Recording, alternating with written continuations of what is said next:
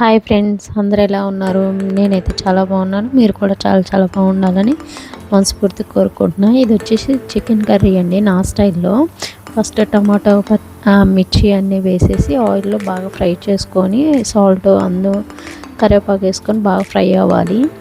బాగా ఫ్రై అవ్వగానే కొంచెం పసుపు, తర్వాత ఏమో చిల్లీ పౌడర్, కొంచెం మసాలా వచ్చేసి నేను ఆనియన్స్, కొబ్బరి, ఇట్లా గసగసాలు ఇవన్నీ మిక్స్ చేసి వేసుకుంటానండి. బాగా పచ్చివాసన పోయే వరకు ఫ్రై చేసుకోవాలి. బాగా ఫ్రై అవ్వగానే నేను కొంచెం చిల్లీ పౌడర్ వేసేస్తాను. చిల్లీ పౌడర్ వేసేసినాక బాగా సిమ్లో పెట్టేసి అది బాగా ఫ్రై చేయనిస్తాను అనమాట. ఫ్రై అయినగానే చికెన్ మసాలా వేస్తాను.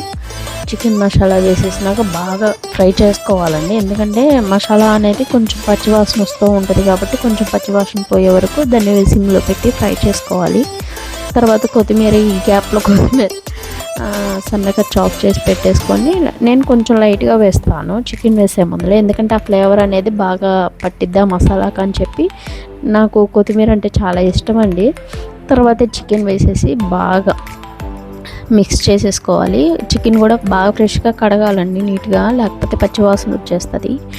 చికెన్ నీట్గా ఫ్రెష్గా కడిగేసినాక మసాలా అంతా ముక్కలకి పట్టేటట్టు బాగా కలుపుకొని ఆ చికెన్లోని వాటర్ అంతా పోయే వరకు బాగా మూత పెట్టేసి స్టవ్ కొంచెం మీడియం ఫ్లేమ్లో పెట్టి బాగా ఉడికించుకోవాలి. చూసారా చికెన్లో ఎంత వాటర్ వచ్చిందో? వాటర్ అంతా పోయే వరకు చేసుకోవాలి. తర్వాత చూసారా చికెన్ ముక్కలు కూడా కొంచెం మెత్తబడినట్టున్నాయి. అలా కొంచెం ఉడికినగానే కొత్తిమీర వేసేసి చక్కగా నీట్గా 2-3 టైమ్స్ మిక్స్ చేసేసుకున్నామంటే చాలా బాగుంటుంది.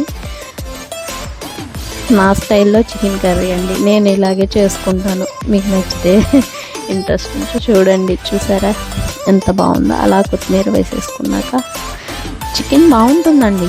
ఇలా అయితే కొంచెం గ్రేవీగా గుజ్జుగా వస్తుంది. అంటే మా ఆయనకి కొంచెం వాటరిష్గా ఉంటే ఏంటంటే నచ్చదు తనకి. సో అందుకని ఏం చేస్తానంటే నేను అట్లా ఫస్ట్ మసాలా అవన్నీ ఫ్రై చేసేసుకొని తర్వాత ఇట్లా చేసుకుంటాను. స్టైల్లో చికెన్ నచ్చితే చూడండి.